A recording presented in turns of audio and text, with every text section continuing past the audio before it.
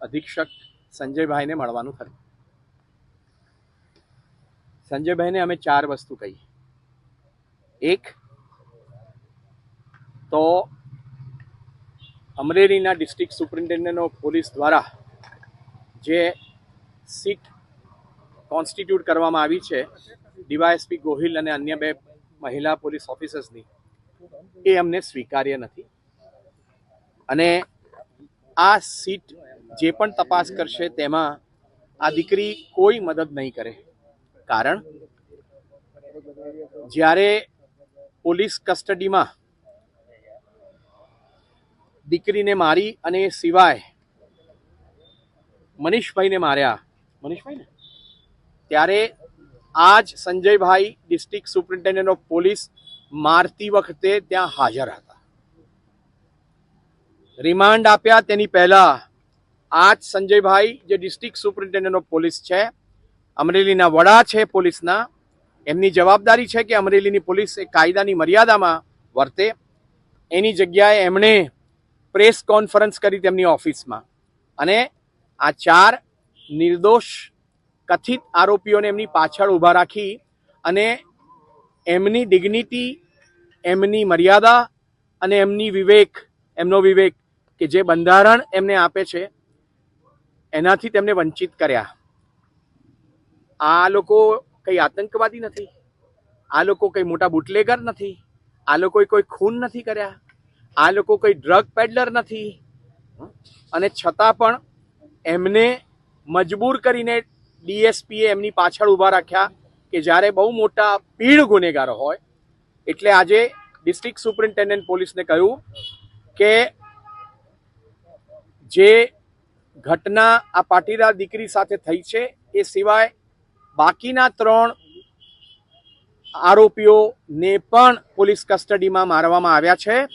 અને એમને જ્યારે મારતા હતા ત્યારે આ ડિસ્ટ્રિક્ટ સુપ્રિન્ટેન્ડન્ટ ઓફ પોલીસ એ હાજર હતા ત્યાં. એટલે અમારા પ્રમાણે, આ દીકરી પ્રમાણે, અમરેલીના ડિસ્ટ્રિક્ટ સુપ્રિન્ટેન્ડન્ટ ઓફ પોલીસ એ કસ્ટડીની અંદર જે અત્યાચાર થયો તેને માટેનો આરોપી નંબર 1 છે. અને મુખ્ય આરોપી એ ડિસ્ટ્રિક્ટ સુપ્રિન્ટેન્ડન્ટ ઓફ પોલીસ હોય, એની હાથ નીચે કામ કરતા ઓફિસરોને તપાસ સોંપાય કે અમરેલીની પોલીસે અત્યાચાર કર્યો છે કે નહીં, એની નિષ્પક્ષતાની અંદર દીકરીને વિશ્વાસ નથી. એટલે અમે સીટને સ્વીકાર કરતા નથી. નંબર 2 કે જ્યારે તમે આ દીકરીને તપાસ અંતે નિર્દોષ જાહેર કરી છે અને 189 હેઠળ તમે એના પછી તમે સીટના નામે આટલી બધી મોટા પાયે પોલીસ તમે મૂકો. ગઈકાલે 2 પોલીસના વાહનમાંથી 7 પોલીસના વાહનમાંથી 12 પોલીસના વાહનો અને આશરે 100 પોલીસ કર્મીઓ ત્યાં હાજર, અનેક પીઆઈ પીએસઆઈ થાય. આજે હું પણ જ્યારે ગયો ત્યારે અનેક પોલીસ કર્મીઓ ત્યાં હતા, અનેક એમના વેહિકલ હતા. હું મારી જાતને પૂછું છું કે આ દીકરીને તમે નિર્દોષ જાહેર કરી, એના પછી તેના ઘરની આસપાસ આટલી બધી પોલીસ મૂકવાની તમારે જરૂરત શું છે? તમે આ પોલીસ મૂકીને તેનું રક્ષણ કરો છો? અને કઈ પોલીસ તેનું રક્ષણ આપે છે? જે અમરેલીની પોલીસે આ દીકરીને તેના સ્વાભિમાનથી વંચિત કરી છે તે જ અમરેલીની પોલીસ આનું રક્ષણ કરશે. અમે અત્યારે બીજી માંગ કરી કે અમારે અમરેલી પોલીસના રક્ષણની જરૂર નથી. ત્રીજી માંગ કરી કે તત્કાલ ધોરણે સુપ્રીમ કોર્ટના પુટાસ્વામીના કેસમાં સુપ્રીમ કોર્ટની બંધારણીય બેન્ચે એવું કહ્યું છે કે રાઇટ ટુ પ્રાઇવસી એ મારો મૂળભૂત અધિકાર છે. એટલે વિના વાંકે, આ તો નિર્દોષ મહિલા છે, બરોબર છે, તમે જાહેર કરી છે, તો પણ તેના ઘરની આસપાસ આટલી બધી પોલીસ, એના ગામમાં આટલી બધી પોલીસ જે 10 દિવસ પહેલા ક્યારેય હતી નહીં. અને આ ગામ સિવાય, દીકરીના ગામ સિવાય બીજા કોઈ ગામમાં આટલી ક્યારે પોલીસ નથી. એ પોલીસની હાજરી જે છે એ બીજો અત્યાચાર છે. પહેલો અત્યાચાર તમે 27થી તે 3જીની વચ્ચે કર્યો, બીજો અત્યાચાર તમે અત્યારે કરી રહ્યા છો. અને અમરેલી પોલીસને આ દીકરીના ઘરથી અને આ દીકરીના ગામથી દૂર કરવામાં આવે, કારણ કે તમારી હાજરી એ મારા માનવીય હકો અને મારા મૂળભૂત અધિકારોને બરતરાફ છે. એટલે એ લઈ લો.